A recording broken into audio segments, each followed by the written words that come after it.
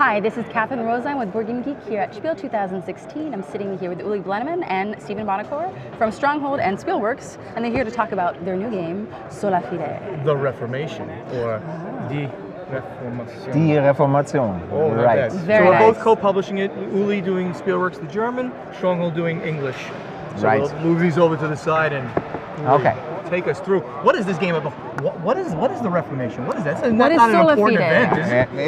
Of course, in Very Germany and in Europe at least, it's a very, very important event. And next year, 2017, it's a 500th anniversary of this event. So that's why The that's schism, one of the schism in the church, right? When the Catholic Church, there was corruption, and Martin Luther nails the 95 Theses on the church door, and began the schism between the Catholic and the Protestant Church. And this is done by, if you don't mind me continuing for a moment, Absolutely. by Christian Leonard and Jason Matthews, who are responsible for many big thematic games, including Jason Matthews for Twilight Struggle. So they are really good at doing these kinds of games.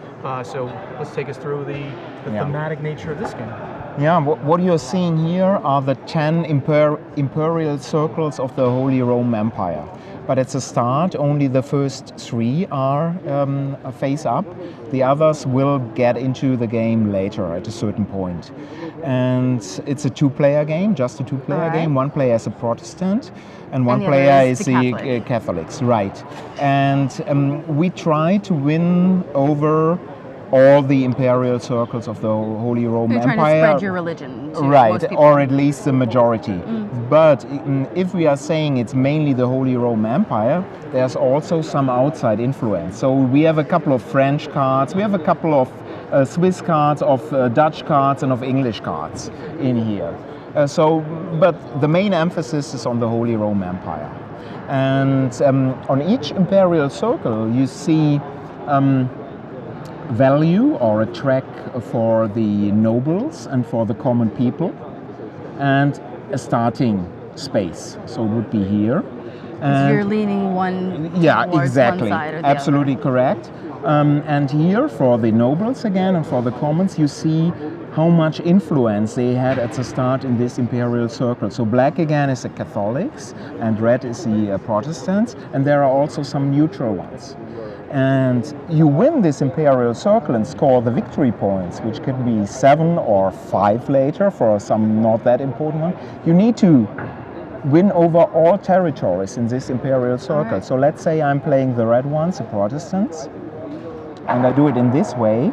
There are some neutral ones, that would be the start, but if I'm achieving it, then I win this immediately. But let's assume that this one would be leaning to the nobles, then this has no influence. But by cards, I can not only add my markers over here, but also Influence change the direction. Yes. Get it So towards this you. is most important. And in the game, there's one disputation token, this one.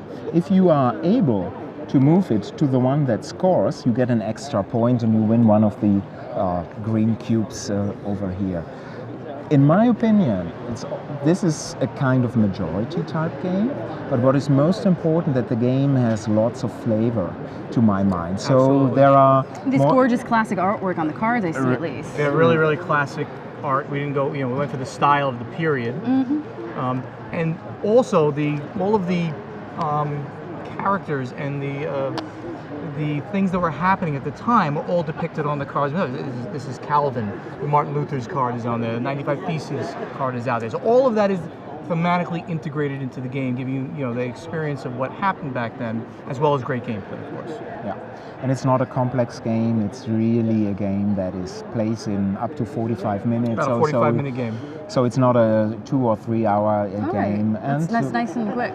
Yep, exactly.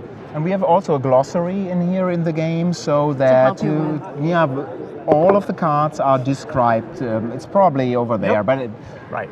it's not that important. Just to help These are the rules. The rules. There's another booklet like Another this. booklet. Don't worry, but it describes all the cards and all the names what it is about. giving you more of that thematic feel to the game. So 2 players, 45 minutes? 2 players, 45 minutes, 12 for And a adult. bit of a majority Yes. game going on. Exactly. When we announced this game, we did it with some fun fanfare over at the Gen Dice Con. Tower live event at Gen Con. And immediately I got emails from like religious gamers across the U.S. They're like, oh, you're picking a topic that's so near and dear to our heart, and that they were really excited to hear about this kind of game. So, and with something that's, a box art again that you don't really see very often. I mean, that's pretty interesting and different too. So, Sola Fide, the Reformation.